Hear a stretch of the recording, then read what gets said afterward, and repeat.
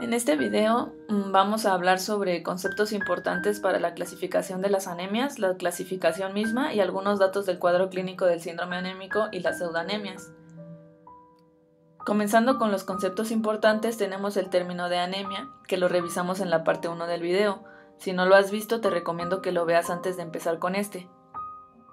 La anemia, para términos generales, es la disminución de las concentraciones sanguíneas de hemoglobina, signo o síndrome casi siempre generado por una enfermedad de base.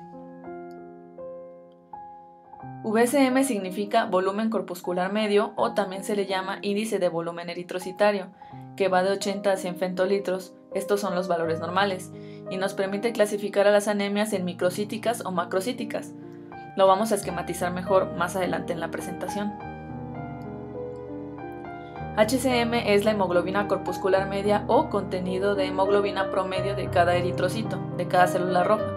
Los niveles normales van a ir de 27 a 32 picogramos y esta nos permite clasificar a las anemias en hipo o hipercrómicas, o sea qué tan pigmentado está el eritrocito o qué tanta cantidad de hemoglobina contiene, que es la que le da ese pigmento rojo.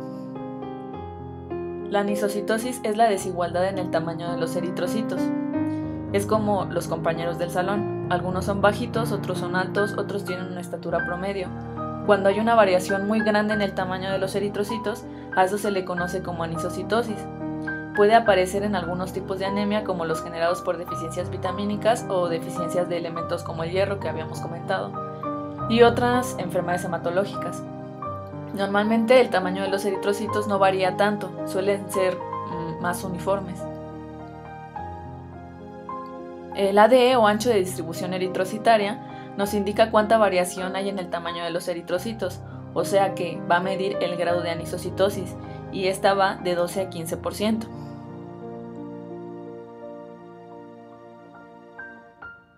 La anemia, si lo vemos de una manera muy simple y sencilla, puede estar ocasionada por un aumento o disminución de dos procesos generales en el ciclo de vida del eritrocito.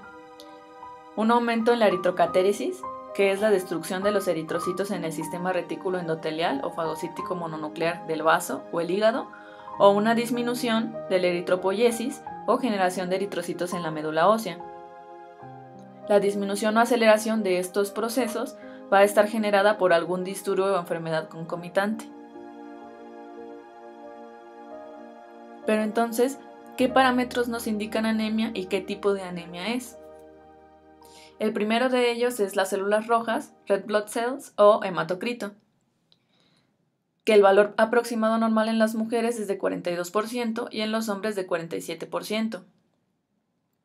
También tenemos los niveles de hemoglobina, que van a variar según la edad y el sexo. En las mujeres se considera normal de 12 a 15 gramos sobre decilitro, aunque puede variar según el laboratorio, y en los hombres de 13 a 16 gramos sobre decilitro aproximadamente.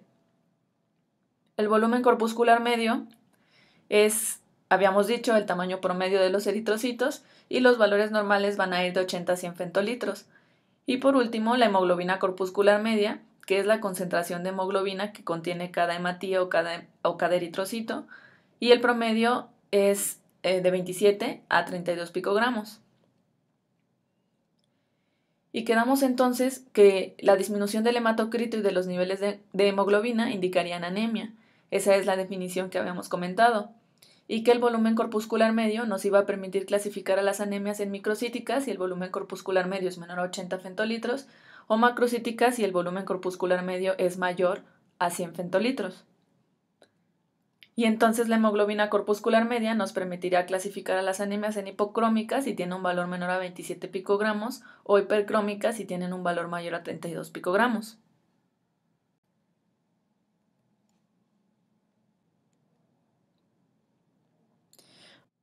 Otro parámetro que también se debe tomar en cuenta es el conteo de reticulocitos, de preferencia siempre que se pueda, para hacer una clasificación más exhaustiva. Los reticulocitos nos sirven para ver cómo está el funcionamiento de la médula ósea y distinguir entre ciertos tipos de anemia, si son regenerativas o no son regenerativas.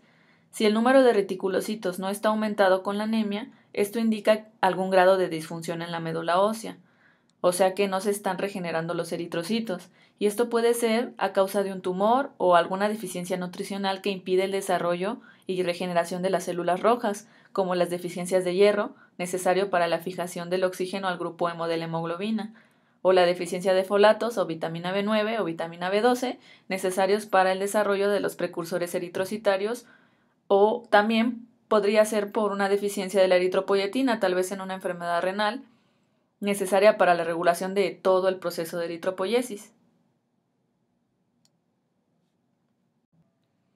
Algunas causas de los cambios en la cuenta de reticulocitos van a ser, por ejemplo, el sangrado. La médula ósea manda células rojas inmaduras como un intento de compensar las pérdidas de la hemorragia. Entonces los reticulocitos van a estar aumentados para intentar compensar esta pérdida sanguínea. En la anemia hemolítica, por ejemplo, donde hay una destrucción exagerada de los eritrocitos, eso significa hemólisis, es una situación similar en la que la médula ósea envía células inmaduras, como los reticulocitos, con la finalidad de compensar esta pérdida. También está la enfermedad hemolítica del recién nacido o eritroblastosis fetal. Es un trastorno sanguíneo en el que una madre produce anticuerpos durante el embarazo que atacan los glóbulos rojos de su feto. En la mayoría de estos casos se debe a una diferencia en el grupo sanguíneo tipo RH o incompatibilidad de RH que provoca la enfermedad. Esto ocurre solamente cuando la madre tiene sangre con un grupo RH negativo y el feto tiene sangre RH positiva heredada del padre. También hay que notar que gran parte de las causas por las que tenemos cuentas bajas de reticulocitos es debido a una deficiencia nutricional, que guarda relación también con el desarrollo de los eritrocitos, cómo vamos a producir más si no tenemos los ingredientes o las herramientas necesarias para producirlos. En otros casos puede ser por insuficiencias medulares de la médula ósea para producir células sanguíneas, o también la insuficiencia renal, porque recordemos que el riñón es el sitio en el cual se produce la eritropoyetina, que es el principal estimulador de la eritropoyesis. También algunos tratamientos agresivos para las células del organismo, como los recibidos por los pacientes que sufren cáncer en la quimioterapia o la radioterapia. La anemia plásica se refiere al desarrollo incompleto o defectuoso de las líneas celulares de la médula ósea. En muchos casos, la etiología es idiopática, pero una de las causas de mayor relevancia corresponde a desórdenes de tipo autoinmune, en los cuales los linfocitos atacan directamente a las células de la médula ósea. Radioterapia, que ya lo habíamos mencionado, tratamientos agresivos que destruyen células en constante proliferación, como son las células sanguíneas en la médula ósea, y la insuficiencia medular, que puede estar generada por cáncer o insuficiencia renal, entre otras causas. Y bueno, los síntomas van a depender fundamentalmente de la edad del enfermo, la velocidad de instauración de la anemia y la existencia o no de una enfermedad de base. En anemias de instauración rápida, por ejemplo, estas van a ser más sintomáticas. El paciente puede presentar taquipnea, disnea, taquicardia, mareo, cansancio, cefaleas y también podría presentar acúfenos. En casos graves puede producirse una falla cardíaca incluso o el coma. Y en las anemias de instauración lenta, los síntomas se toleran mucho mejor. Incluso los pacientes pueden estar asintomáticos porque da más tiempo de compensar. O también pueden presentar solamente cansancio, anorexia o falta de apetito, disnea y taquicardia, pero esta a grandes esfuerzos. De cualquier forma, en ambos casos podremos encontrar palidez de piel y mucosas, que de hecho son los síntomas típicos del síndrome anémico.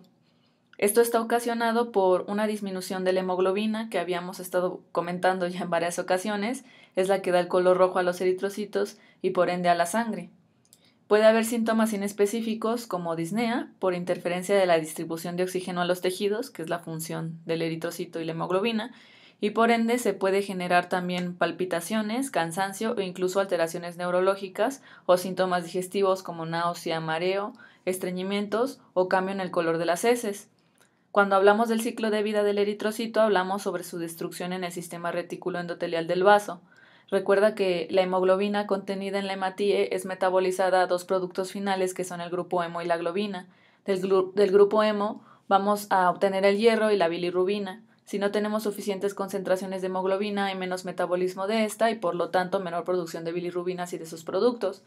La bilirrubina, al ser transformada por la microbiota intestinal en la estercobilina durante su paso por el intestino grueso, hace que las heces obtengan este color marrón. Por eso puede haber cambio en el color de las heces.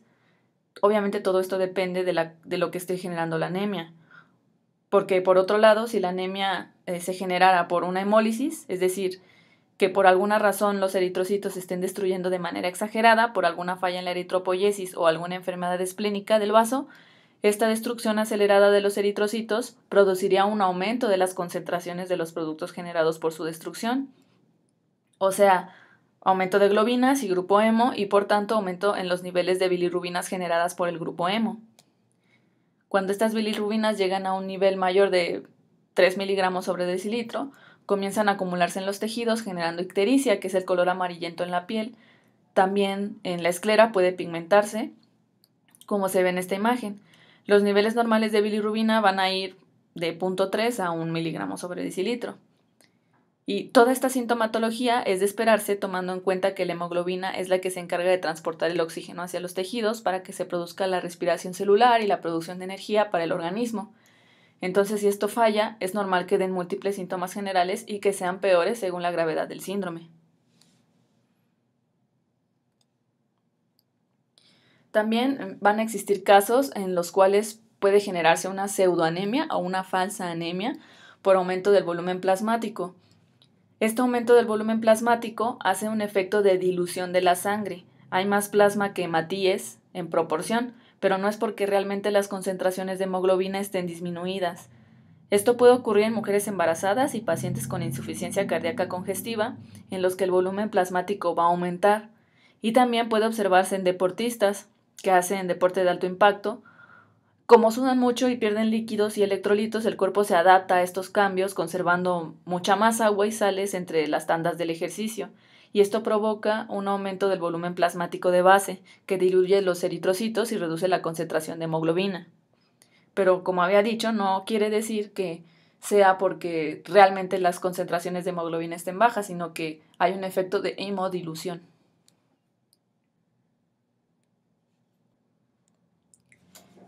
En este video revisamos conceptos clave en torno a la anemia, clasificación y signos y síntomas de la anemia. Esperamos haberte ayudado. No olvides complementar tus conocimientos con bibliografía actualizada. Si te gustó el video, apóyanos con un like y suscríbete al canal.